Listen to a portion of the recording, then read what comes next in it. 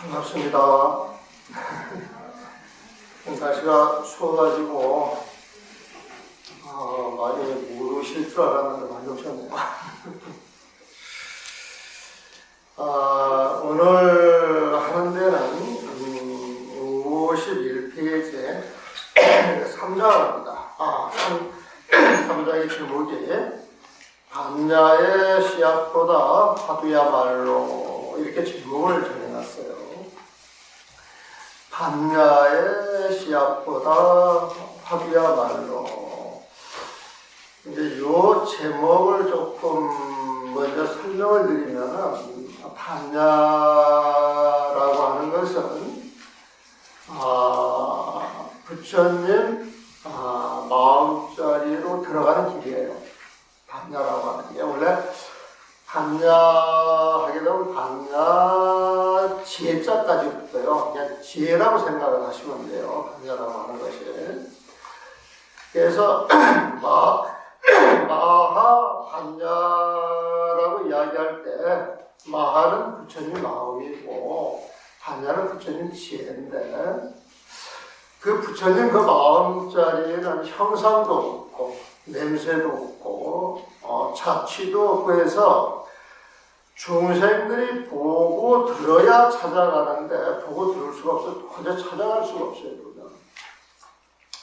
그래서 부처님께서 그 부처님 마음자리에서 중생의 인연에 맞추어가지고 법을 설한 것이 마하, 반야, 반야 지혜를 말하는 거예요.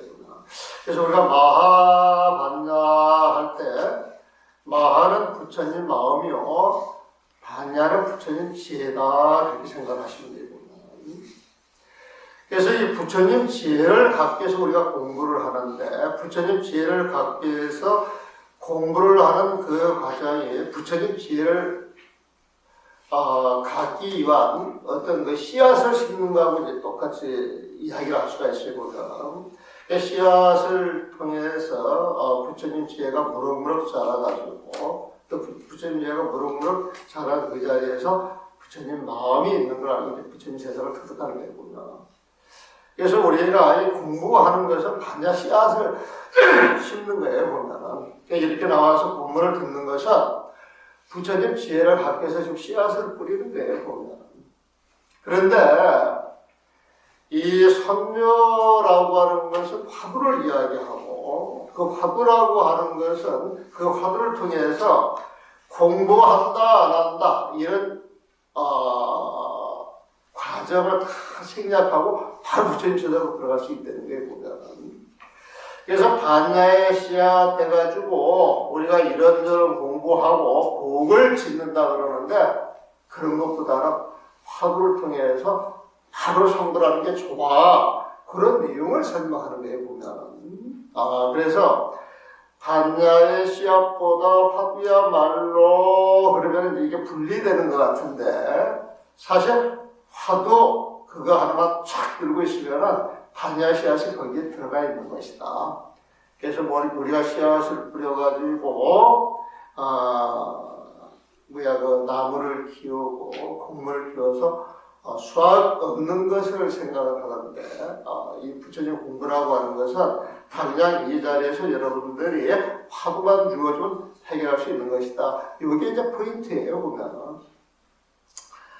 그런데 이제 여기에서 그 화두를 표현할 때 맹구 파별이다 이 용어로 표현을 해요. 근데 맹구라고 하는 것은 눈먼 거고, 눈먼 거고, 맹이라고 하는 것은 앞에 안 보이는 거예요. 부는 거북이에요. 거북이 어디를 가려고 그러면 행동이 느린데, 앞까지 안 보이면 멀리 도망갈 수 있어요, 없어요? 멀리 못 가는 거예요, 보면. 파별이라고 하는 건, 그 별이라고 하는 건 자라를 이야기해요, 자라. 자라도 걸음이 이렇게 빠르지가 않죠, 보면. 근데 파손이 돼서, 몸이 파손이 됐을 보면. 그래가지고 이제 다리 하나가 없어. 다리 하나가 없게 되면은, 그 팔을 파손됐다, 이것을 이제, 다리를 하나 상한 걸로 이렇게 저는 표현을 했어요, 보면. 그래서 이제 파별 그래가지고 이걸 번역을 하면 눈먼 거북이야 몸이 손상된 자라인데 쉽게 눈먼 거북 쩔뚝 자라 이렇게 표현을 했어요. 네? 그래서 이제 맹고 파별이라고 하는 요가 나오는데 그 눈먼 거북 쩔뚝 자라는 어디를 이렇게 도망가려고 해도 멀리 가려고 해도 멀리 못 가니까 늘 내 주변에 있는 거예요 보면은. 그래서 눈먼 거북 철뚝 자라를 가까이 하리라. 이제 이런 표현은 이 눈먼 거북 철뚝 자라가 멀리 못 가듯이 화두를 내 몸에서 내 마음에서 놓지 아니하고 늘 내 곁에서 지니고 살리라 이런 표현이에요 보면. 그래서 눈먼 거북 철뚝 자라 친해지리라 이런 표현은 화두하고 친해져서 화두를 놓지 않으려 그 화두 있는 그 자리에 부처님 마음이 있고 부처님 마음이 있는 그 자리가 부처님 세상이 아니냐 이 이야기를 하고 싶은 거예요. 이 글의 요지는 그겁니다. 이 글의 요지는 그거예요. 그래서 우리가 이 불교를 공부할 때 늘 염두에 두셔야 할 것은 부처님 마음과 부처님 지혜를 염두에 두셔야 된다고 했어요. 그래서 뭔가 이렇게 좋은 이야기를 하는 것 같다 그러면 부처님 마음이라고 생각하시면 돼요. 그래서 그 마음을 통해서 나오는 가르침, 보는 세상 이걸 전부 부처님 지혜라고 생각을 하시면 돼요. 보면. 그래서 이 글의 첫 그 구절이 그래요. 종일 공담불이하되 종일토록 불의의 도리를 이야기하되 하루 종일 불의의 도리를 이야기한다. 그러면 이 불의 그런 말 많이 쓰잖아요. 불의라고 하는 말이 멋이 있는 말 같아요? 멋이 없는 말 같아요? 왜 멋이 있는 말 같아요? 여러분들이 알지 못하니까. 그런 소리를 하는 사람들이 거룩한 선지식 스님들이니까. 부처님이 말씀하실 때 참 멋있는 것 같은데 불의가 뭐예요? 하고 물어보면 답변할 수 있으신 분. 불의가 뭡니까? 예? 중도. 중도도 어려운 말이에요. 여러분들 중도 말을 많이 들었는데 또 중도가 뭐예요? 이렇게 물으면 어떻게 답하실래요? 부처님 마음이요? 그렇지. 부처님 마음은 알아들어요. 중도는 부처님 마음. 부처님 마음에서 나오는 도가 중도예요. 여기 중도라고 이야기할 때 그 중에 가운데 중자가 아니고 한치의 오차도 없을 중자예요. 그 중자. 그러니까 그 중자의 뜻이 뭐냐면 이 중자에서 이 네모, 이 구처럼 생긴 이 네모는 화살 관역을 이야기해요. 화살 관역판을 이야기해요. 근데 거기에 화살을 잡아당겨가지고 딱 쏘게 되잖아. 그 정관에 딱 꽂히는 거예요. 우리가 화살 쏠 때 백발백중한다 그러죠. 근데 우리는 그 백발백중을 10점짜리로 보잖아요, 보면은. 근데 10점짜리 조그만 구멍이 하나 있는데 그 구멍 가운데 그 구멍이 뭡니까? 정중앙에 렌즈가 있잖아, 렌즈. 응? 근데 그 중앙을 맞추기 힘든 것인데 그 중앙, 그 자리를 맞추는 것, 백발백중 할 때 한치 오차도 없이 화살이 꽂히는 거란 말이에요. 그래서 중도라고 하는 말은 한치의 오차도 없는 부처님의 세상, 부처님 마음자리, 거기에서 나온 도를 이야기해 보면. 그래서 중도는 그냥 다른 말은 그냥 부처님 마음 하시면 돼요. 그러니까 부처님 마음 하게 되면 그 자리에 부처님 지혜가 따라가요, 안 따라가요? 따라가는 거예요. 그래서 부처님 마음 속에 부처님 지혜 있고, 부처님 지혜 속에 부처님 마음이 있다, 그렇게 이야기할 수 있죠. 부처님 마음 속에 부처님 지혜 있고, 부처님 지혜 속에 부처님 마음이 있다, 이 소리가 이제 중도예요, 보면은. 그러면 종일 공담불이하되 종일토록 우리가 함께 모여서 탐수를 해요, 보면. 우리 부처님 제자니까 늘 부처님 품속에 부처님 이야기를 하는 게 보면. 그래서 불이라고 하는 것은 부처님을 이야기하는데, 부처님을 이 불이라고 하는 부처님을 이야기하는 거고, 우리가 부처님 할 때 모양으로 보는 부처님이 아니고 부처님 마음자리를 이야기하는 거예요. 그래서 누구를 이야기를 할 때, 물론 이제 얼굴도 이야기하고 하는 행동도 이야기하지만은 그 얼굴이나 그 행동이 전부 그 마음에서 드러나는 그 모습이잖아요. 보면. 그래서 누구를 이야기할 때 그 누가 쓰는 마음을 이야기하고 있는 거예요. 여러분들 조금 생각해 보게 되면.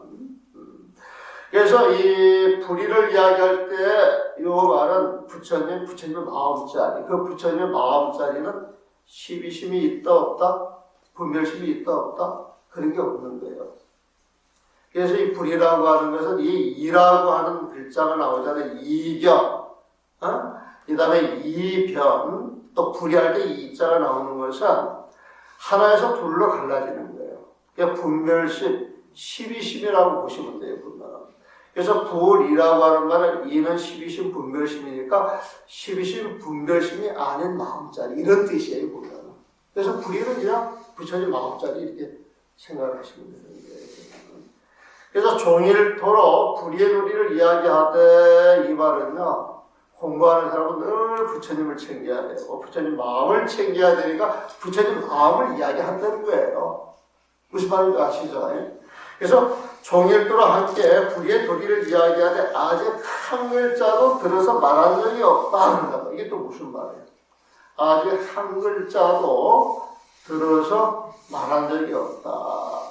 이 말은 종일토록 이야기해도 부처님 마음자리에서 드러나가지고 하는 이야기이기 때문에 시비 분별이 없는 말들이에요.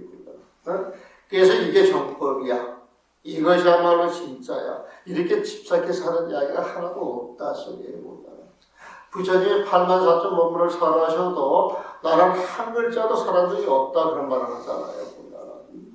부처님 마음자리에서 인연이 주어져가지고 수많은 법문을 했는데도 불구하고 내 생각으로 나만이 옳다라고 하는 마음을 가지고 이것이야 라고 이야기한 적이 한 번도 없다는 거예요.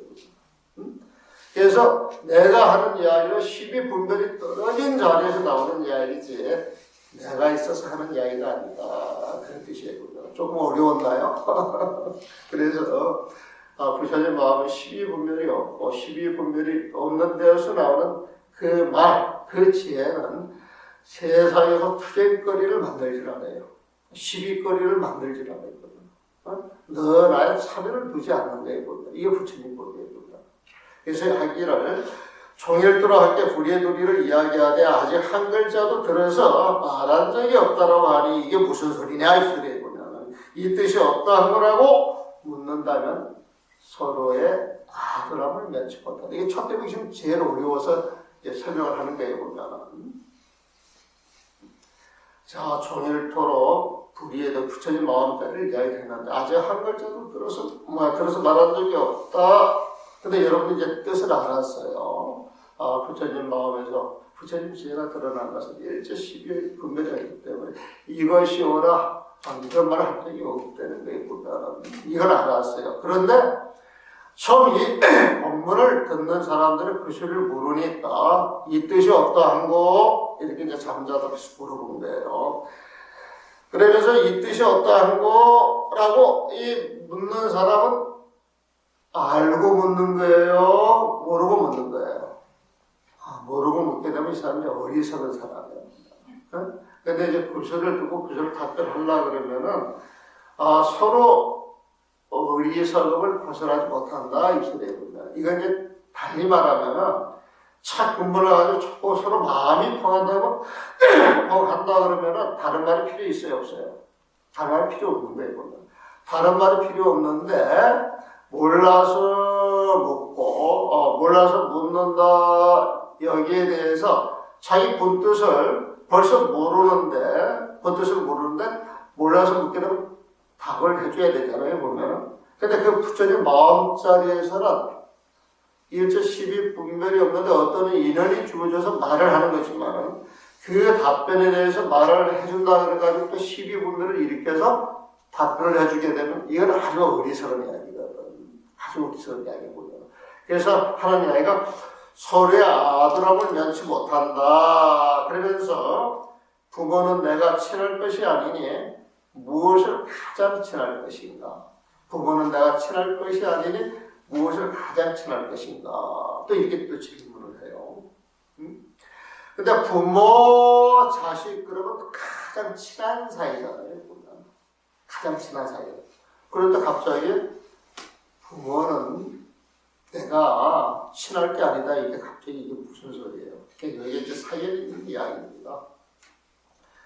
어제 그 언론에 그 언론급 되시는 분들이 이제 방문을 했어요. 방문을 해가지고 이제 대화를 나누는데 이제 그분들이 평생 이제 글을 쓰는 사람들이었고 뭐 논설 이론을 지내시고 그다음에 이제 그 언론계 이제 가장 상층부에 이제 계시는 분들인데 그 분들이 이제 와가지고 인연이 있어서 갑자기 찬바람 맞으니까 목이 내가 좀 시원찮습니다. 갑자기 이제 말을 하니까 이 목이 깔끔해가지고 기침하는데 이불이 나거나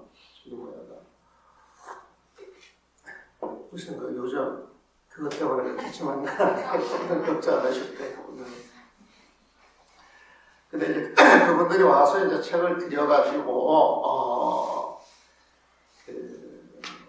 보시라고 이제 그 전에 방문을 드렸는데 와가지고 이제 질문을 많이 하세요. 그분들은 이제 모르면 질문해요.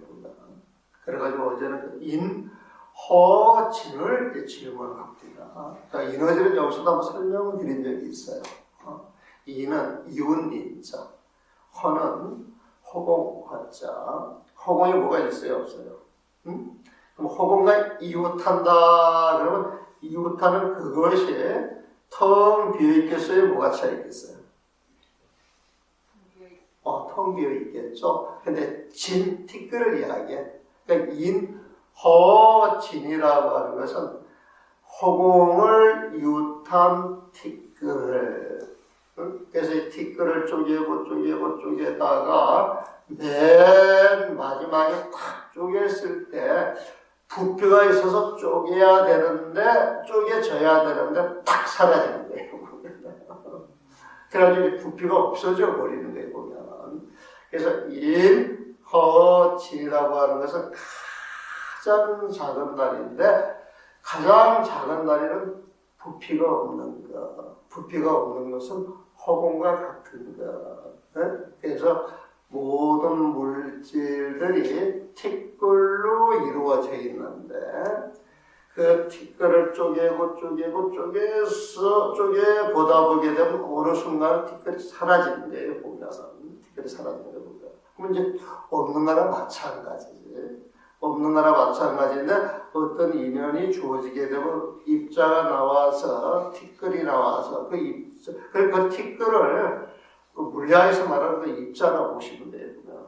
그 티끌 그 입자가 이제 모이고 모여서 물질을 만들어가지고 삼라만상을 만들어내는데 사실 이 삼라만상도 전부 쪽에서 그 근본을 들여다보면 실체가 없는 것이다. 그 이야기를 설명하기 위해서 인허공을 이야기하는데 그 인허공이라고 하는 그런 표현을 쓰는데 그것도 다른 표현으로 극서하다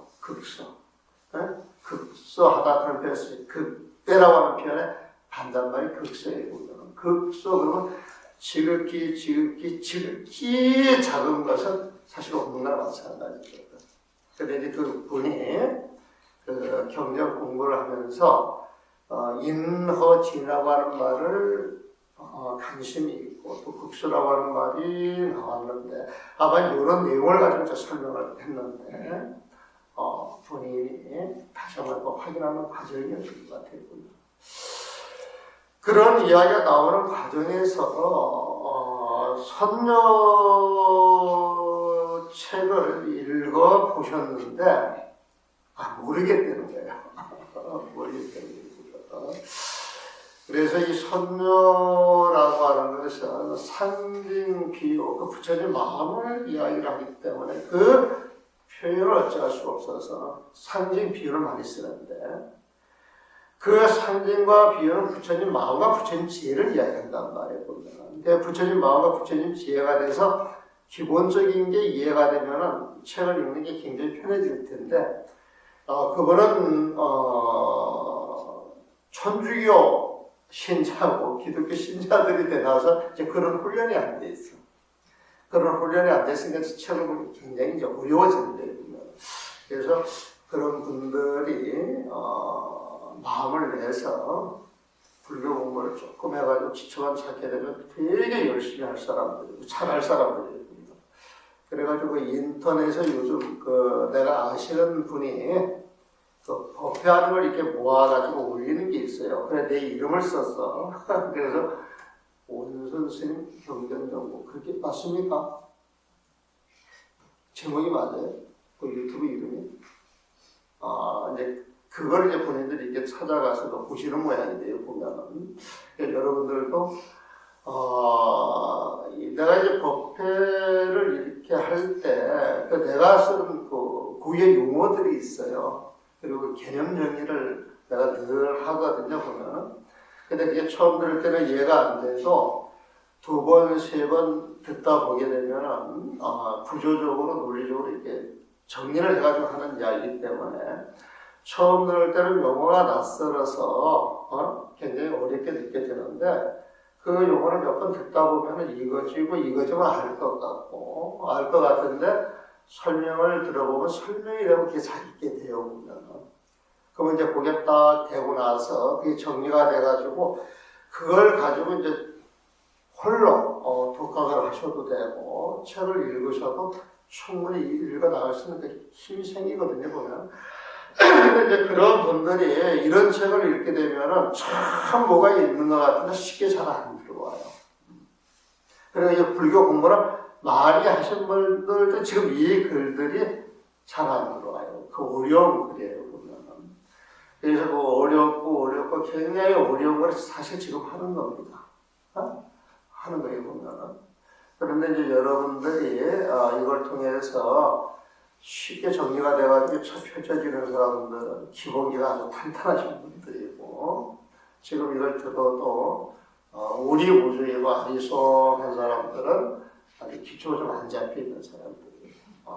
뒤에 이제 조금 익어져 가는 사람들 이렇게 공부가 이제 무르익어가는 데 보면은 부모는 내가 친할 것이 아니니 무엇을 가장 친할 것인가 그래서 눈먼 거고 절름발이 자라니라 이렇게 나옵니다. 눈먼 거고 절름발이 자라니라. 부모는 내가 친할 게 아니에요. 무엇을 친할 것이냐? 눈먼 거고 절름발이 자라야 되구나. 근데 이 선녀라고 하는 것은 화두 가지고 이야기를 하는 거잖아요. 화두하고 친하라고 늘 화두를 챙기라고 하는 이야기거든. 그럼 눈먼 거고 절름 자라를 친해야 할 것이다. 그러면 짐작을 이런 화두를 이야기하는 것이구나. 이렇게 정리를 하시면 되는 거예요. 그래서 부모는 친할 게 아니고 화두를 챙겨라 이 말은 다시 정리를 하면은 부모라고 하는 건 자꾸 인정 속으로 들어가는 거예요. 그래서 집착하고 내 자식, 내 부모 여기에 대해서 내 생각이 굳어져 가는 거예요. 에고가 커져가는 거예요. 에고 자체가 커져가는 거예요. 자식 간의 사랑은 무한정이고 무한 사랑이지만은 그것을 이웃과 주변과 다 펼쳐 봤을 때는 남들보다 가장 우선이잖아요. 보면 남들보다 가장 우선이에요. 그럼 그걸 다른 말로 바꿔놓게 되면은 무한 사랑이고 무한 자비일 것 같지만은 조금 뒤집어서 보게 되면 엄청난 집착일 수도 있거든요. 보면은. 그래서 이 불교 공부라고 하는 건 집착을 강간을 끊어내는 것, 지독한 애고를 끊어내는 것 이게 포인트예요. 그래서 불교 공부는 집착심을 없애는 것인데 집착을 없애기 위해서는 시비분별심을 없애야 되고 그 시비분별심을 없애려고 그러면 강한 집착보다 도려내야 되거든요. 보면. 그 강한 집착을 도려내기 위해서는 어떻게 해야 되느냐? 화두 공부를 하는 화두 공부. 이 화두 공부를 하다 보게 되면 화두에 내 마음이 몰입이 되면서 몰입되는 그 과정에서 온갖 망념, 애착이 떨어진다는 거예요. 보면. 이게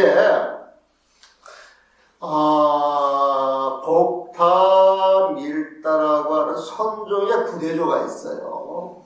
우리가 선종 역사를 보게 되면은 선종의 일조사가 가섭이에요. 하나님한테 직접 부처님한테 직접 법을 전해받기 때문에 받았기 때문에 그런 거에 보면 이 가섭의 법이 안한으로 전해지고 안한 존재한테 전해지고 이어져서 8조 불타난제라고 하는 분한테 전해지고 이 법이 9조 복타밀다라고 하시는 분한테 전해져요.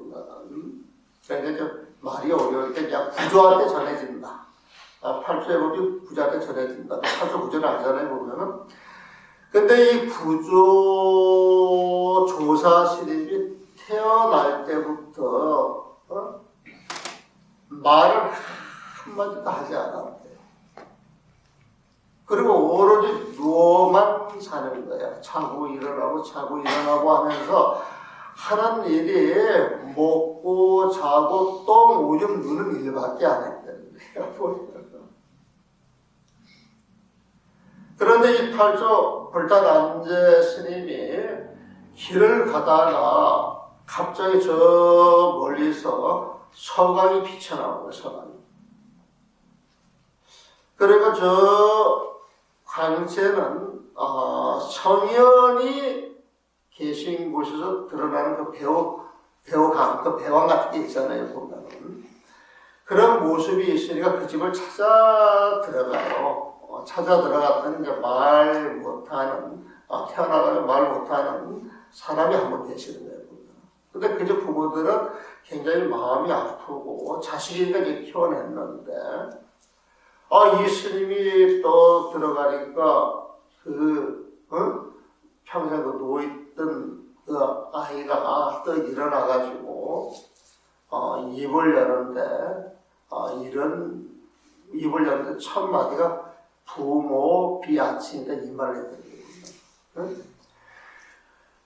아무리 내 부모라 하지만 비아치야, 그 법이 있는 자리에서 볼 때는 내가 친할 게 아니야. 집착덩어리를 만들어내기 때문에 내가 친할 게 아니야. 그러면서 하는 이 아이가 내가 친할 게 아닌데 수시 최아치리요. 어떤 것이 내가 가장 가까이 하고 살아가야 합니까? 이 질문을 하는 거예요. 그러면서 뒷말이 제불비하구라 또 이 말을 해. 모든 부처님이 도를 말씀하시고 도란 이런 것이야 이렇게 세상에 전파를 했는데 그것도 비아도다. 모든 부처님의 도도 내 도가 아니다 이런 말을 하는 거예요. 그래서 질문 자체가 이제 차원을 뛰어넘는 거예요. 사실 보면 그것도 내 도가 아니다. 그러면 어떤 도가 내가 가장 가까이 해야 할 도냐 이 질문을 딱 던지는 거예요. 그러니까 부모는 내가 가까이 할 게 아닌데 그래도 무엇을 가까이 할 것이냐. 부처님의 도도 내 도가 아닌데 그럼 어떤 도를 가까이 할 것이냐 이 말을 질문을 딱 하는 거예요. 보면 거기에서 그때 그런 질문을 했는데 그 자리에서 답변을 부처님 마음을 쫙 보여줘야 되는 거예요. 보면은 그래서 이제 이 질문을 갖고 와가지고 답변을 했을 때 이제 고봉실이 같으면 맹구 파별이다. 눈먼구 절거리 사라리라 이렇게 이제 표현을 한다는 거예요. 이걸 가까이 한다는 거예요. 이건 다른 말로 화두는 뭐냐? 지금 내 눈앞에서 해결해야 할 일이에요. 내 눈앞에서 해결을 해야 할 일이 있으면 딴 생각이 일어나요? 일어나지 않아요? 일어나지 않아요. 그 마음이 탁 떨어져야 되는 거예요. 그래서 맹구파별이다. 이렇게 이제 답을 주는 거예요.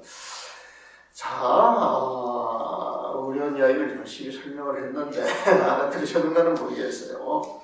자, 딱 맹구파별, 화도 지금 있는 맹구파별이야. 화두의 이 말은 일체 12심을 내려놔. 일체 분별심을 내려놔. 내가 그렇게 이야기하는 것도 12심 분별심이야. 그 생각이 떨어져야 그 떨어지는 자리가 네가 가장 가까이 할 자리와 네가 들어갈 자리야. 이거 탁 던져주는 거예요. 그러면 이 말을 딱 알아듣는다. 알아들으면 어떻게 되냐 봅시다. 지혜 있는 이가 여기서 알아차리면, 지혜로운 사람이 이 말을 듣고 착 알아차린다면 끝없는 국토의 공간에서 나와 남의 경계가 털끝만치도 틈이 없으며 한없는 세월의 흐름도 한 생각을 벗어나지 않는 것을 본다. 그 부처님 마음을 못 내셔요. 현사가 내셔요. 여기에서 끝없는 국토의 공간에서 알아서 끝없는 국토의 공간에서 나와 남의 경계가 털끝만치도 틈이 없다. 나와 남의 경계가 털끝만치도 틈이 없다. 이 소리는 같은 경계예요, 다른 경계예요? 같은 경계죠. 같은 경계예요. 부처님 마음속에 쑥 들어가게 되면 12분별이 떨어져서 텅 빈 세상이 드러나는데 그 세상에는 나도 존재하지 않고 내가 분별한 대상이 존재하지가 않아. 그럼 나와 대상이 벌어질 틈이 없어. 나와 세상이 벌어질 틈이 없어. 부처님 자리에 딱 들어가서 보니까 주객이 사라져가지고 내가 시방세계요, 시방세계가 나더라 이거예요. 한 몸인데 거기 어떤 나와 남의 간격이 있을 수가 있겠어? 그거 없다는 거예요, 보면은. 그리고 그 마음자리는 생겨나는 것도 아니고 멸하는 것도 아니야. 그러니까 한없이 흘러가는 세월이 있잖아요. 그 세월도 그 마음속에 전부 일어나는 거예요, 보면. 시 공간이 그 자리에서 벌어지는 거예요, 보면. 그 한없이 흘러가는 그 세월이 그 마음속에 있어요, 없어요? 있는 거예요. 응? 이 시방세계가 그 마음속에 있어요, 없어요? 있는 거예요, 보면. 그 시방 3세 2세계가 이 마음을 벗어날 수 있어요, 없어요? 없어요. 시방세계가 이 마음속에 들어있으니까 이 마음은 시방 3세를 초월해요, 초월하지 않아요? 네? 같이 있으면서 초월할 것이 더 큰 거거든요. 그래서 심신명이라고 하는 맨 마지막 구절, 불이 신심이요, 신심 불이요, 불이 신심이라 이런 표현이 있어요. 신심 불이 믿는 마음, 정말 부처님을 참 믿게 되면 다른 생각을 일으키지 않아요. 그 오로지 믿는 마음 거기는 부처님만 있겠죠? 그게 깨닫는 마음이에요, 보면은. 그래서 신심불이라고 그래. 불이 아까 말씀드렸잖아요. 불이 12분별이 아닌 마음. 부처님 마음이 있다 그랬잖아요. 우리가 부처님을 100% 믿는다 그러면 그 믿는 마음에는 다른 생각이 일체 일어나지 않고 부처님과 하나가 돼가지고 부처님 하나가 돼가지고 그 부처님 하나 된 자리가 부처님 마음이 있는 자리가 아니더냐. 이게 신심불이에요. 그러니까 불이 신심, 그 부처님 마음이 오요간다. 여러분들이 부처님을 참 믿고 믿는 마음이 100% 주어진다 그러면 그 믿음이 바로 부처님 마음이고 부처님 마음이 바로 그 믿음이야. 이런 표현을 해보면은.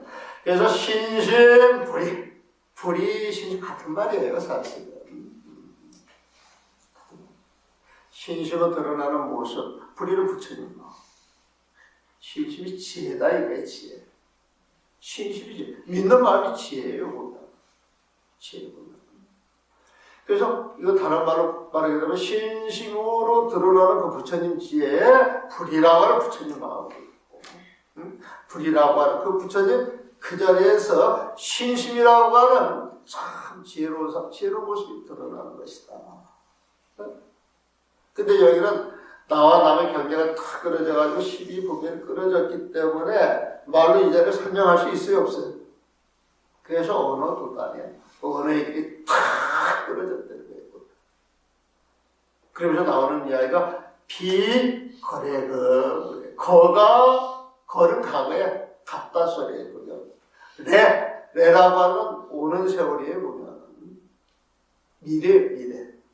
금은 지금 금세, 현재는 거래금은 과거, 현재, 미래. 과거가 있고 현재가 있고 미래가 있다. 이게 세월 아니겠어요? 여러분들 세월 사셨잖아요. 300년 사셨어. 지나가는 100년이 있고, 지금 이 자리에서 현재 세월이 흘러가고 또 미래 세월이 있잖아요. 우리 인간은 100년이지만 거북은 한 1500년도 살고 1500년 살고 어떤 나무는 8000년도 사는 거예요. 그래서 세월이 흘러가는데 이 모든 세월을 뛰어넘는 거예요. 이 부처님 마음대로. 비거래금, 과거, 현재, 미래가 아니보다 그렇게들 이야기를 하는데 이거 다른 말로 말하면은 시공간을 초월했다 이 소리야. 그래서 이 부처님 마음자리는 시공간을 초월해 있는 것이다. 이렇게 표현을 하는 거예요. 그래서 한없는 세월의 흐름도 그 무량한 세월도 한 생각을 벗어나지 않는다. 이 한 생각이 부처님 마음이다. 이거예요. 보면. 이해되셨어요? 좀 어렵게 이야기하나?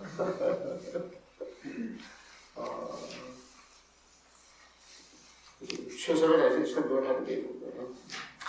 자, 알아들었어요? 못 알아들었어요? 못 알아들었어요? 손 한번 드세요. 못 알아들으신 분. 어떤 부분을 못 알아들었어요? 자, 다시 한번 이제 쉽게 정리를 한번 해봅시다. 부처님 마음을 쓰는 사람들은 십이분별하는 마음이 없어요. 보면. 그래서 십이분별이 없는 마음이 없다. 소리는 내가 없다. 소리예요. 보면. 그래서 내가 많은 이야기를 해도 내가 있어가지고 한 이야기가 하나도 없는 거예요. 보면. 그래서 부처님이 말씀하시기를 8만 4천 번물을 다 설해놓고 나는 한마디도 말한 적이 없다. 그렇게 이제 선언을 해. 그 표현을 하루 종일 불의의 놀이 부처님 마음을 이야기하다 나는 아직 한 글자도 들어서 이야기를 한 적이 없다. 이런 식으로 말을 바꿔놨다라고 이제 생각을 하십니다. 그러면서 부모도 내가 친할 것이 아니다 이런 표현이 나왔는데 우리는 부모하고 자식하고 얽힌 그 인정이라고 어떻게 잘못되면 엄청난 집착으로 발전이 되는데 그 집착이라고 하는 건 공부에 조금 더 도움이 안 된다. 근데 가장 가까운 부모조차도 멀리하고 해야 할 공부가 뭐냐 이거예요. 보면은 그 공부는 여러분들이 있는 자리에서 밥을 내려놓는 것이다. 일체 12분별을 끌어내는 것이다. 근데 이 선녀라고 하는 것은 12분별을 끊어내는 가장 좋은 방편이다. 그 12분을 내려놓고 올라가라고 화두를 참고하세요. 이 소리입니다. 그래서 이렇게 이야기를 할 때 지혜로운 사람들은 이 말을 착 듣게 되면 그 세상을 바로 알아버린다는 거예요. 그 세상을 바로 알아서 자기 생각, 자기 분별하는 그 마음이 착 떨어지게 되면 그 마음자리는 한없이 크고 큰데도 불구하고 너다 나다라고는 어떤 경계에서 적대적인 관계가 싹 끊어진다는 거예요. 그것만 끊어질 뿐만 아니라 시공간을 초월해서 영원한 삶을 얻는다는 거예요. 우리는 시공간에서 생사가 주어지는데 시공간을 초월한다 그러면 생사가 끊어지는 거예요. 보면. 그 이야기를 하는 거예요. 혹 아직 그러하지 못했다면 깨달음에 얽매이지 말고 그 눈먼 거북이와 절름발이 자라위에 바짝 정신을 차려 하나의 의정을 일으켜야 할 것이다. 화두를 챙겨서 의정을 일으켜야 할 것이다.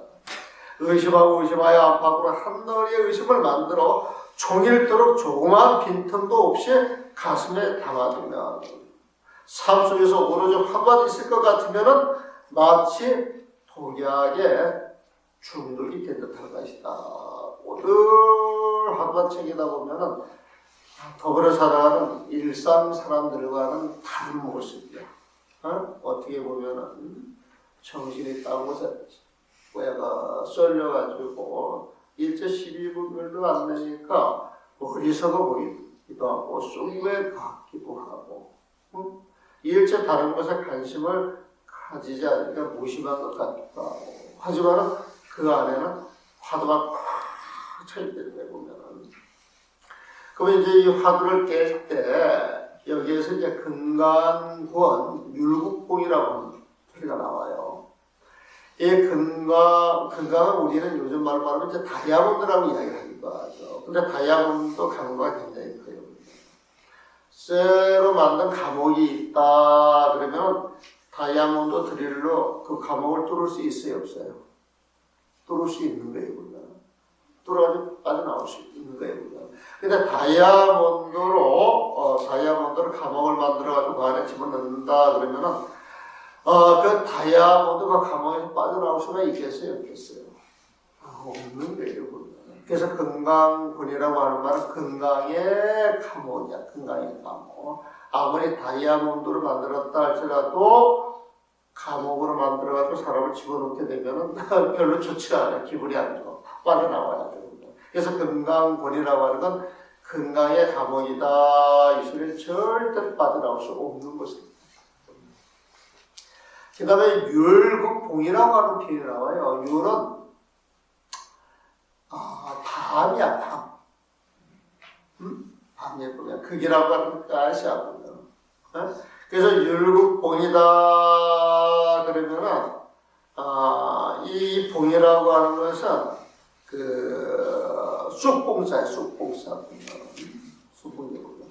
요즘 그 어디야 차를 타고 가시다가 휴게소에 가가지고 그 휴게소에서 이렇게 그 물건 구경을 저는 한 번씩 해요.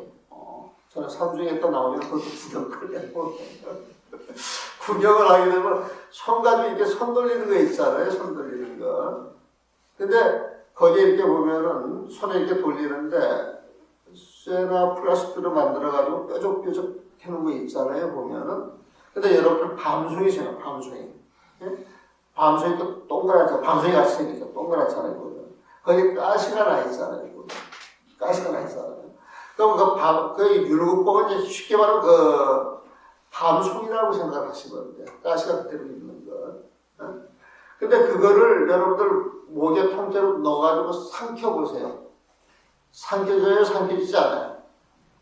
근데 그걸 삼키지 않으면 죽일 거야. 응? 너 죽일 거야. 그러면은, 삼켜지지 않아도 살기 위해서, 집어 삼키기 위해서 삼키지 않겠어요?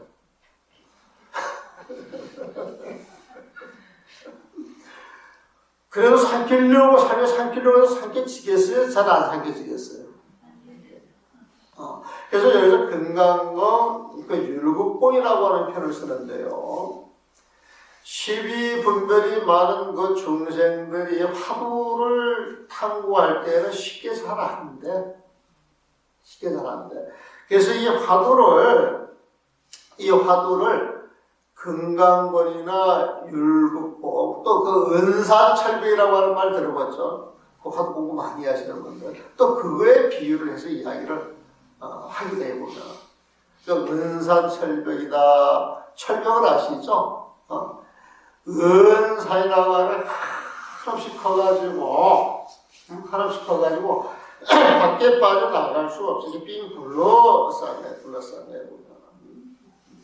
그 은자는 그 은은자 쓸 거예요. 근데 은산에는 우리가 금강을 금강 쓰듯이 그 은으로 된 큰 산을 철벽을 이렇게 치고 가보니까 똑같은 거야. 이것도 보면 철벽을 쳐가지고 그걸 뚫고 나가야 공부가 되는 거야. 공부가 되는 거야. 보면. 그래서 이 화두를 금강권 율국공을 삼키듯이 공부를 해야 된다. 화두 공부가 쉽지는 않지만, 그래서 이 화두를 뚫어야 생사를 벗어나는 거예요. 영원한 삶을 가질 수가 있다. 자유를 가질 수가 있는 거예요. 보면. 그래서 이 금강권 율국공도 화두에 비유를 해서 화두를 타파하는 게 쉽지는 않다. 이런 의미를 쓴다. 그렇게 생각하시면 돼요. 또 결정코 금강권을 뚫고 율국공을 삼키고자 온갖 기량을 다하여 다만 화두를 챙기다 보면 자연 깨칠 곳이 있는 것이다. 그래서 화두에 최선을 다하여 있었죠. 설사 금생에 뚫고 삼키지를 못하고 죽게 되어 모든 악도 가운데 누일지라도 놀라거나 두려워하지 않으니 거기에 얽매일 것이 없다. 지금 이거 읽어보니까 이 선조에서는 가장 그 어려운 부분 이야기하는 것 같아요. 우리 그 앞에 부분 읽었을 때 그래도 어떤 여지가 있어서 설명이 굉장히 수월한데 이건 앞도 깜깜 뒤도 깜깜 그런 식으로 여러분들한테 메시지가 전해질 수도 있을 것 같아요. 보면. 근데 생각은 별거 아니다. 화두 사실 이것은 분별심이 없는 사람들은 지혜로운 사람들은 굉장히 쉬운 것인데 시비심이 많은 중생들, 분별심이 많은 중생들, 집착이 많은 중생들은 그 집착에 끄달려서 화두에 집중을 못해. 집중을 못하고 그 화두를 해결하지 못하는 게 마치 금강의 가공 속에 있는 것 같아. 가시나무, 가시 덩어리인 그 밤송이를 집어삼키려고 하는 것 같아요. 보면. 집어삼키려고 하는 것 같아요. 그래서 해도 이게 잘 안 되니까 못하고 죽을 수도 있잖아요. 보면. 근데 이 화두 공부하려면 그 마음만 집중된다 그러면 집중되어 있다 그러면 죽어도 두려워할 게 없다 이 소리예요. 그래서 이 죽음이 와도 오로지 이 목고 이 속에 들어가는 사람들은 이 목고의 생사에 대해서 연연해 하지 않는다는 거예요. 그래서 죽음도 두려워하지 않고 설사 죽어서 염라대왕을 만나도 겁을 안 낸다는 거예요. 여러분들 염라대왕이 뭔지 아시죠? 무서워요? 무섭지 않아요? 여러분들 죽어서 염라대왕 만나면은 무서울 것 같아요? 안 무서울 것 같아요? 무서울 것 같아요. 무서울 것 같다 있으니 그 염라대왕이 뭐 하시는 분이에요? 응?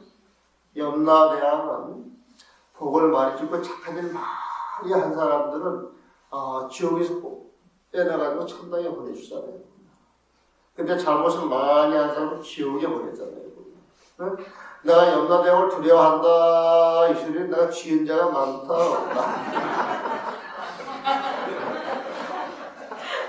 지은 자가 많아서 두려운 거예요. 지은 자가 엄청 두려워할 일이 없어요. 보면은. 그런데 이 염라대왕이라고 하는 것도 사실은 여러분의 마음이 만들어요. 그래서 내가 죄를 많이 지었다. 죽게 되면은 염라대왕을 만나 반드시 지옥에 보낼 것인데 그러겠지. 염라대왕이 두렵거든요. 그런데 오로지 공부를 해가지고 난 오로지 공부 생각밖에 없어서 공부를 하다가 죽을 때도 두려워하지 않고 죽었다는 거 아니에요. 그럼 그 자리에 염라대왕이 나타나겠어요? 나타나지 않겠어요? 나타날 수 없지. 설사 나타난다 할지라도 공부하는 자리에서 염라대왕한테 관심을 갖겠어요? 안 갖겠어요? 염라대왕이 쓱 와가지고 공부하는 그 모습을 보게 되면은 다 공자리에 두 손 모아가지고 존경하는 마음을 해. 그래서 죽어서도 염라대왕을 건들 필요가 없다. 염라대왕을 겁낼 필요가 없는 이유가 뭐냐? 단야 지혜는 불가사의 위력이 있다는 거예요. 그래서 이 화두 공부를 하는 것이 사실 반야지혜를 공부하는 것이고, 이 반야지혜를 공부하는 것은 어떤 경계도 끄달리지 않는 마음을 갖는데, 그 자리에는 살불 살조되어오는 불탄불조다는 거예요. 부처님이나 조사실의 경계가 나타나신다 할지라도 거기에 연연해하는 마음이 조금도 없어요. 연연해하는 마음이 없으니까 무시를 하겠어요, 안 하겠어요? 무시한다는 마음도 없이 그냥 놔두는데, 그 부처님과 조사스님이 봤을 때 당신을 무시하는 거예요. 당신을 죽이는 것과 똑같아 보여요. 그래서 일체 경계에 마음을 안 주고, 그 자리에 부처님과 조사스님이 나타나도 마음을 안 주니까 마치 부처님과 조사스님을 무시하고 죽이는 것 같아. 그런 표현을 살불살조라고 이야기해요. 부처님이나 조사스님을 진짜 죽이는 게 아니고, 무심한 내 마음자리에서 그런 경계가 존재하지 않는데 그런 경계가 나타날 때는 그건 마무리 경계예요. 마무리 경계. 그래서 마무리 경계를 알고 있기 때문에 무시를 하는 거예요. 그래서 그 무시를 해가지고 이렇게 사라지게 하는 것을 살조라고 이야기하고 있어요. 그런데 이 선전 맨 앞부분에서 부처님의 법이 뭡니까? 하니까, 부처님 마음이 뭡니까? 이렇게 이야기를 하니까, 부탄불조다 그런 말 했잖아요. 구 입으로 탄, 삼킨다는 게 뭐예요? 무엇을 삼키느냐? 불조. 부처님 조사설. 부처님의 경계가 나타난다 할지라도 그냥 씹어 삼킨다는 거예요. 조사실이 나타난다 할지라도 씹어 삼킨다는 거예요. 이 말은 일체 무심하다 이 소리랑 같은 거예요. 그래서 이 화두를 통해서 단야 지혜를 길러간다 하면 어떤 경계도 끄달리지 않는다. 설사 부처님이 나타나든 조사스님이 나타나든 염라대왕이 나타나든 최애라고. 이게 반야의 불가사의한 위실력이다. 그런 표현이에요. 자, 설사 금생에 뚫고 삼키지를 못하고 죽게 되어서 화두를 해결하지 못했다 할지라도 모든 악도 가운데, 그리하여 모든 악도 가운데 놓일지라도 놀라거나 두려워하지 않으니 거기에 얽매일 것이 없기 때문이다. 설령 염라대왕이나 모든 귀신들의 왕을 만나더라도 또한 그들 모두 손을 모아 두 손 모아 공경하리니 무엇 때문이냐? 대개 반야의 부사양 위실력이 있기 때문이다. 여기서 반야는 반야를 닦아나가는 그 화두라고 보시면 돼요. 그 화두에는 부사양, 불가사의 위실력이 있기 때문이다. 그렇다면 현재 모든 업이 있더라도 마침내 반야의 힘이 수수한 것이, 삶에서 여러분들 업이 많죠. 삶에서 새로 보면 온갖 업을 지었어. 온갖 업을 지었더라도 여러분들이 진심으로 화두를 탁 챙기게 되면 그 화두의 힘, 반야의 힘이 엄청 수승해서 여러분들 업장을 녹여준다고 하는 이야기를 하고 싶어서 하는 거예요. 마치 반야의 힘이 더 수승한 것이 마치 금강의 돌기둥과 같다. 뚫어도 뚫리지 않고 흔들어도 흔들리지 않는 것이다. 화두는 이런 것이다. 세상 사람들이 권세 있는 훌륭한 가문에서 태어나기만 하여도 또한 이와 같아서 모든 벼슬 아치들이 두려워하는 것이다. 옛날 왕이 있게도 왕세자가 있잖아요. 보면은 그 왕세자한테 우리가 그 일반 관리들이 함부로 해요, 못해요? 못한단 말이에요. 보면 아무리 민주주의가 됐다 할지라도 지금 대통령 아들한테 함부로 할 수 있어요, 없어요? 함부로 못하죠. 보면 거대 힘을 가지고 원론이라 할지라도 이렇게 건드린 척하지, 세상에 파고 들어가가지고 이렇게 부딪히지를 못하잖아요. 보면 대통령 아들이 대통령 지가하고는 상관이 없지만 그 아들이라고 하는 것만 가지고도 알게 모르게 무형의 혜택을 많이 누리고 살잖아요. 보면은 화두를 참고하는 남자들도 그렇대요. 화두를 참고하는 불자들도 부처님의 제자 아들 같은 거예요. 그래서 그 화두에 그 반자에 불가사의의 위실력이 있어요. 그래서 화두 공부하는 사람, 부처님 마음을 공부하는 사람, 부처님 법을 공부하는 사람들은 알게 모르게 부처님의 가피를 입게 돼가지고 마구니에 끄달리지 않아. 삿된 재앙이 침범하지 않냐고 본인이 살고 싶은 대로 자유자재로 살 수 있는 그런 힘이 주어진다. 그래서 이것은 어떤 이치냐 너무나도 당연한 이치라는 거예요. 우리가 솜투를 날리면 살살살살 호흡이 떠들이지만은 무거운 걸 돌덩어리 이렇게 탁 던지게 되면 땅에 떨어지잖아요. 보면 그게 세상의 이치야. 그게 세상의 이치를 보면. 그래서 그 세상의 이치라고 하는 게 큰 권력자가 있게 되면은 그 주변의 힘을 쓰듯이, 네? 부처님 법석에 들어가서 화두를 참고하는 사람들은 부처님의 가피를 입게 돼가지고 부처님의 도움을 받게 되는 것이다. 이제 그 이야기를 하는 거예요.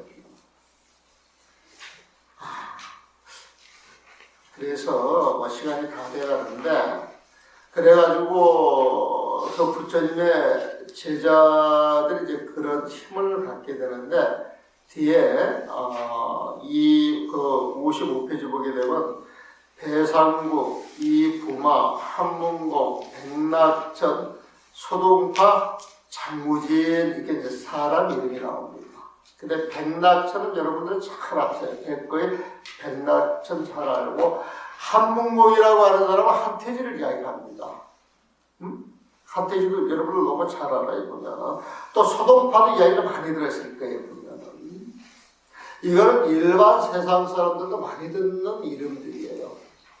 근데 배상국, 이부마, 장무진 이것은 세상 사람들이 잘 모르지. 잘 모릅니다. 근데 이 배상국이라고 하는 사람은 불교 공부를 조금 해본 사람들은 처처에서 많이 만나는 이름이에요. 이 배상국. 배휴라고 하기도 하고. 그 다음에 부마가 됐다 그런 표현하죠. 부마는 뭐예요? 왕의 사이거든요. 그럼 이 부마, 이 시성을 가진데 왕의 사이다 이거예요. 근데 이 왕의 사이에 가지고 특별히 이 부마, 이모과라고 불리는 사람이 있었어요. 보면. 근데 이 분이 스님을 만나서 십의 법을 한마디 듣고 다 깨친 사람이에요. 깨친 사람. 이 장무진이라고 하는 사람은 또 굉장히 유명한 사람이에요. 이 사람도. 치문 같은 책에 장무진의 이 글이 실려 있어요. 또 배상국에 그 글도 많아요. 글도 많아요.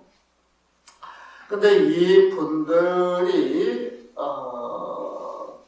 세속에 살아가시는 분들인데 세속의 부귀영화를 누리고 사시는 분들인데 부귀영화를 누리고 사시는 분들은 그 재미에 빠져가지고 공부 인연이 주어져도 본인이 살아가는 모습이 세상의 행복인 줄 알고 공부할 생각을 잘 안 해요.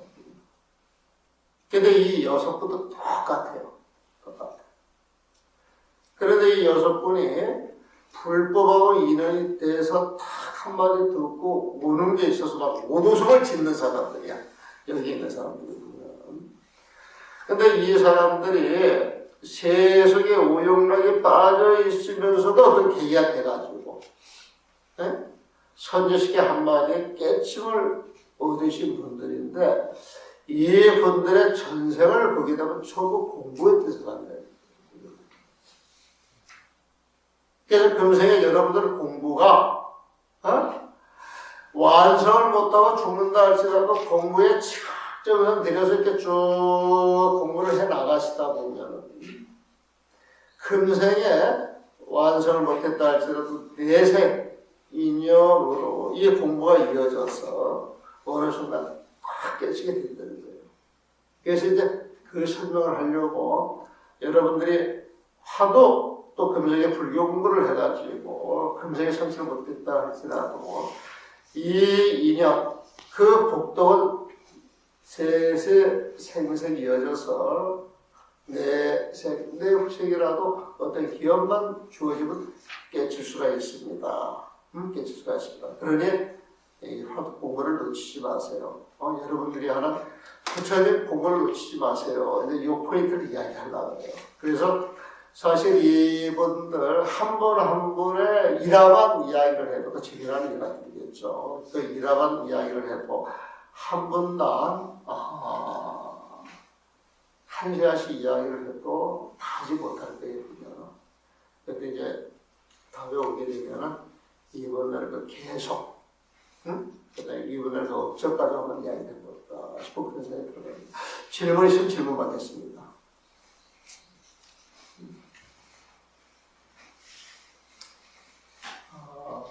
오늘 너무 어려웠죠? 쉬웠어요? 재미있었어요. 쉬우신 분들 굉장히 지혜로우신 분들이 있고 그래도 이런 분을 그리고 저 만약 이 녹화를 해서 유튜브 영상 같은 데 올리시는 건 모르겠는데 자꾸 들어보세요. 한 번 들어보고 두 번 들어보셔서 자꾸 이렇게 들어와서 한 100번 들어보면 뭐가 답이 나올 거예요. 독서 100편 의사연이라고 그러죠. 독서 글을 읽는데 100번을 읽어요. 근데 글을 읽을 때 거기에 나오는 단어나 그 개념을 모르면 100번 읽어도 소용이 없어요.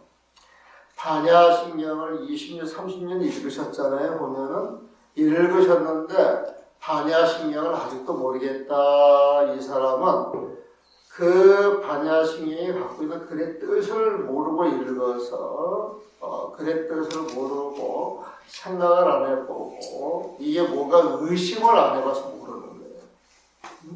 근데 반야신경을 읽어나가면 이게 무슨 뜻인가 생각을 하고 고민을 하고 괜찮습니다. 하나하나 이렇게 챙겨나가다 보면 어느 순간에 이게 정리가 되거든요. 보면은. 그래서 아무 생각 없이 공부를 하는 게 아니에요. 보면 이 불법 공부는 문사수의 문은 듣는 거예요. 보면 들으면서 이 이치가 옳은가 그런가 사유를 하셔야 돼요. 사유 생각을 하셔야 된다는 거예요. 보면 생각을 하면서 맞아 그 이치가 맞게 되면 그 이치가 맞아 해가지고 그걸 가슴속에 담아두면 이게 화두가 돼요. 화두가 된다 이슈는 이게 가슴속에 딱 담아지게 되면은 늘 그걸 가슴에 지니고 살기 때문에 그걸 기준으로 해가지고 세상을 봐요. 내 삶을 살아나가요. 그게 수행이에요, 수행. 그런데 우리가 이 손들을 보면서 어렵다 그래가지고 어려운 건 나는 관련이 없고 불교를 본래 어려워서 해도 어려워서 감히 할 마음을 내지 못하잖아요. 보면은 반야신경 있는 것도 똑같아요. 근데 반야신경이든 선조든 부처님 마음과 부처님 지혜 요 개념만 가지고 다 해결이 되는 거예요. 그래서 여러분들 공부를 해나갈 때 뭔가 좋은 게 있고 이해가 잘 안 되는데 그래도 이게 참 뭐가 있을 것 같아서 처음 부처님 마음이나 부처님 지혜를 집어넣으면 해결이 돼요. 그래서 여기에 나오는 금강과 율곡법 여러 화두를 이야기하니까 화두를 이렇게 집어넣으면 되시는 것이고 뭐 불의의 도리 너 나의 경계가 사라진 끝없는 그러한 마음자리 시군간을 초월한 자리 아니 오늘 부처님 마음자리가 이런 것이구나 이렇게 집어넣으면 굉장히 수월해져요 보면. 그런데 시군간을 초월한 마음자리 그러면 굉장히 어려워져.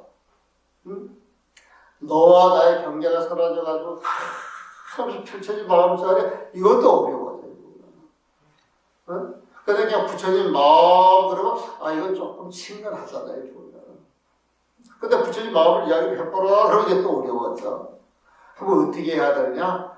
중생의 마음이 없는 것. 그것이 부처님 마음이다. 그 중생의 마음은 부처님 마음보다 더 알기 쉬워요, 어려워요? 더 쉬운 거예요. 그 중생의 마음이 뭐냐? 탐욕심이다. 썩내는 마음이다. 어리석은 마음이다. 분노하는 마음이다. 게으른 마음이다. 반인한 마음이다. 자만심을 내는 마음이다. 교만한 마음이다. 한을 품은 마음이다. 잘못을 덮으려고 하는 마음이다. 아주 골치 아픈 마음이다. 이게 저거 중생의 마음이잖아요. 골치 아픈 마음이 골치 아픈 마음을 쑥 내려오면 되는 거예요. 어떻게 내려놓는 거냐? 이 골치 아픈 마음은 내가 골치가 아프다고 생각해서 골치가 아픈 거거든, 보면은. 골치가 아프다고 하면 내 생각을 내려놓으면 돼요, 보면. 숨기려고 하는 거, 숨겨서 좋은 마음 같으면 괜찮아요, 보면. 근데 숨겨가지고 드러날까 좋아하는 마음이 있잖아요. 숨긴다고 끝까지 숨길 수 없잖아요. 자기 양심 숨길 수 없잖아요. 드러내는 거예요. 그래서 그런 걸 찾고 하다 보게 되면은 사람이 정정당당해지고 또 잘못하는 마음이 없으니까 다 평안한 마음을 가질 수가 있고 늘 평안한 마음을 이게 쭉 지내시잖아요. 보면 그게 행복 아니겠어요? 그래서 중생의 마음만 내려놓은 부처님이다. 이렇게 생각하셔도 괜찮아요. 보면 화두를 하는 마음은 부처님 마음. 화두를 안 하는 마음은 어떤 마음이에요? 그가 화두해야 되겠어요? 안 해야 되겠어요? 그런 식으로 정리를 하시면 불교가 굉장히 쉬워요. 오늘 여기서 마무리하도록 하겠습니다. 네, 질문하세요. 네? 질문이 있습니다. 네, 질문하시죠. 이까지 공부해서 반야심경을 제대로 이해 못하는데요. 불생불멸. 이제 불생불멸이 집계와 계산, 생이 없고 남이 없고 죽음이 없다는 얘기. 생사가 없다는 이 얘기인데 부처님 스님들마다 이렇게 해석하는 말씀이 다 다르고 우리가 언어의 개념으로서 거기에 접근할 수 없다고 이렇게 알고 있거든요. 예, 그래서 스님께서도 불생불멸의 그 한마디만 한 말씀만 해주시죠. 아주 쉽게 설명을 하겠습니다. 부처님 마음은 생사가 없는 마음이죠. 예. 이 부처님 마음을 비유할 때 허공에 많이 비유를 합니다. 허공. 허공 같은 마음을 쓰라 그러잖아요. 보면은 여러분들도 허공 같은 마음을 쓰라 그래요. 보면은 그러면 이 허공에 이렇게 비유를 하는데 이 허공이 생겨난 적이 있어요, 없어요? 이 허공이 생겨난 거예요? 원래 있던 거예요? 원래 있던 거죠? 원래 있던 거라서 생겨나지가 않았으니까 멸하겠어요? 안 하겠어요? 없어지겠어요? 안 없어지겠어요? 안 없어지죠? 그러면 이 허공은 불생불멸이라고 이야기할 수가 있죠. 그러면 생겨났다 사라지고 생겨났다 사라지고 이걸 생멸이라고 이야기를 하는데 사람에 비추어서 봤을 때는 태어나는 것이 생이요 죽을 때가 사예요 보면은. 그렇죠? 그러면 사람은 생사가 있잖아요. 또 생멸하는 그 마음이 있잖아요. 거기서 걸리는 겁니다. 그렇죠. 생겨나고 죽고 생겨나고 멸하는 것은 생사심, 생멸심이라고 이야기를 하는데 이건 영원하지가 않잖아요. 영원하지가 않잖아요, 보면은. 근데 생겨나고 멸하고 이것은 내 생각일 뿐이에요. 내 생각일 뿐. 내가 그렇게 분별할 뿐이에요. 본래 생사가 없다 그래요. 본래 생멸이 없다 그래요. 다만 인연이 모아져가지고 이 몸뚱아리를 만들어서 생사가 있는 것이고 인연이 모아져가지고 삼보정사라고 하는 건물이 있을 뿐이지 100년, 1000년, 만년이 지나가면은 이 건물도 존재하지가 않아요. 보면. 내 몸뚱아리도 100년을 못 넘겨요. 응? 그리고 내 마음이라고 하는 것도 이 몸에 붙어있는 마음은 이 몸이 사라지는 순간 내 마음도 이 몸을 빠져나가요. 빠져나가요, 보면. 근데 이 내 마음이라고 하는 이 마음이 빠져나가서 생사윤회를 하는 거거든요, 보면은. 근데 내 마음이라고 하는 것도 반야신경에서 오은 개공하듯이 오은이라고 하는 것도 뭔가 마음인데 몸이 100년이라고 없는 건 알아요 보면. 근데 이 마음이라고 하는 건 남아서 윤회를 해요. 중생일 동안은 이제 윤회를 하는 거예요 보면. 근데 이 윤회하는 마음도 오은 개공할 때 뭔가 마음을 이야기를 할 때 그 마음도 존재하는 거라 그래요? 존재하지 않는 거라 그래요? 오은 개공에서. 존재하지 않는 거잖아요, 보면. 그러면 이 존재하지 않는 것 가지고 우리가 시비할 이유가 하나도 없잖아요. 네? 시비할 이유가 없잖아요, 보면. 그 시비할 이유가 없다라고 하는 그 사실만 알게 되면 뭔가 마음에 대한 집착이 떨어지잖아요, 보면은. 그러면 뭔가 마음에 대한 집착이 떨어지면은 그 집착이 떨어진 그 마음자리에 내 생각이 있겠어요? 없겠어요? 없겠죠. 그게 부처님 마음이에요, 보면. 그 부처님 마음은 이 호공처럼 영원하다는 거예요, 보면. 그런데 이제 또 재밌는 건 뭐냐면은, 이 호공도 여러분들 마음이 만들어냈다는 거예요. 이 호공도 여러분들 마음이 만들어냈다는 거예요. 그래서 은각경이나 경전에서 보게 되면 이 호공도 무별호공, 끝없이 펼쳐진 이 호공도 각소현발이라. 각은 깨달아 부처님 마음을 이야기한단 말이에요.